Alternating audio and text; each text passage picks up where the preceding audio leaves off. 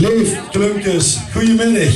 Ja, voor zo inderdaad als eerste zijn rond. Maar ja goed, als jullie dan alternatieve programma's hebben en gaan later binnenkomen, dan vinden we het fijn dat we nu even er tussendoor mogen.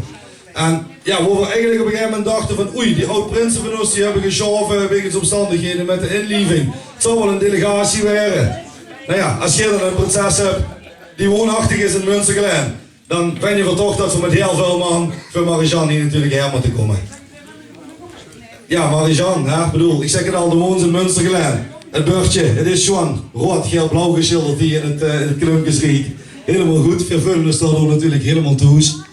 En ja, ik als meisje van het dorp mogen moet tussen wel zeggen, hè, want woonachtig toch al het jaar eerst op die Renelaan, nu daarboven op de Schoutenstraat. Bij de dingen geweest, bij de scouting geweest. Ik wil zeggen, wat wil ik nu eigenlijk allemaal vertellen? Bij de scouting geweest als leidster, dus eigenlijk ook wel in het verenigingsleven actief en niet alleen maar woonachtig. En dat vind je natuurlijk klasse dat ze die ook op die manier leert zien in het dorp. Maar ja, laten zien in het dorp, volgens mij qua energiecontract zit het bij jullie ook wel goed. Hè?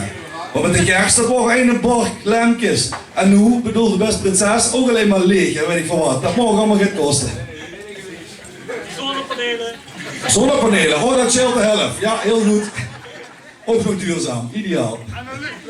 Hey, maar we zijn natuurlijk met zo'n grote getalen voor dich en voor de Klumpjes natuurlijk ook wel een beetje, maar met name voor dich gekomen om dich te feliciteren. En wie dat betaamt als vastelavondsverenigingen, door we dat natuurlijk door het uitreiken van een orde. Dus ik wil aan onze prins Mick vragen of hij naar dich toe wil komen om dich te decoreren met zijn medaille.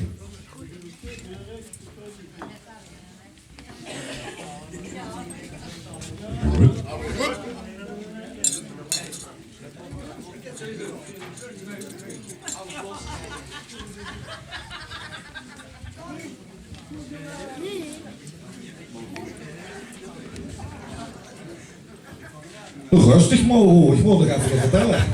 Dat ze bij de scouting best is natuurlijk één ding, hè, dat is de jeugd, een warm hart toe drugs. Maar ook die zoon, hij is net als met getoffeld die, hij zit bij de jeugdraad. En dat vinden we natuurlijk klasse, hè, dat de zoon van de prinses van de Klumpjes uiteindelijk bij de havenbulen bij de jeugdraad zit. Chic dat ze met ons met loopt, jongen, mocht dadelijk even de man te feliciteren.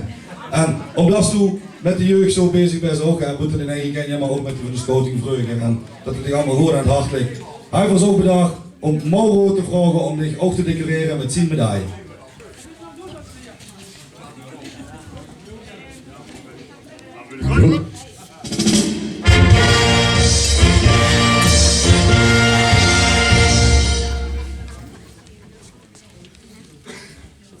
Dankjewel hoogheden. Nou, nog wat meer rood geel blauw, hè, met name in de lintjes natuurlijk. Hè, dus dat kleurt altijd lekker hier in dat rood geel groene zittert.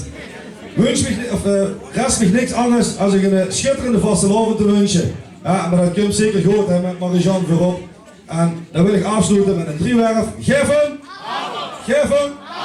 Geven! Jawel, Prinsen, Charlie, Woord van 11. En de jeugd natuurlijk, ook belangrijk.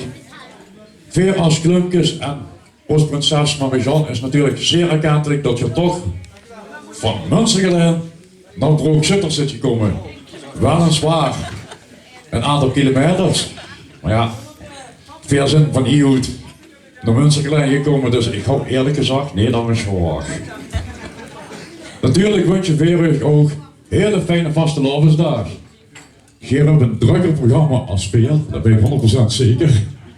Ja, en Pietje zei het al. Veel hebben ook een programma. Natuurlijk, wie lang of dat ook gaat duren. De carnavalsdag zijn nog 3 weken weg. Dus we hebben nog een paar dagen tussen voor moeten rusten. En dan vol gas. Dankjewel voor uw komst. En we zien ons op een andere plaatje gegarandeerd nog vaker. Dankjewel.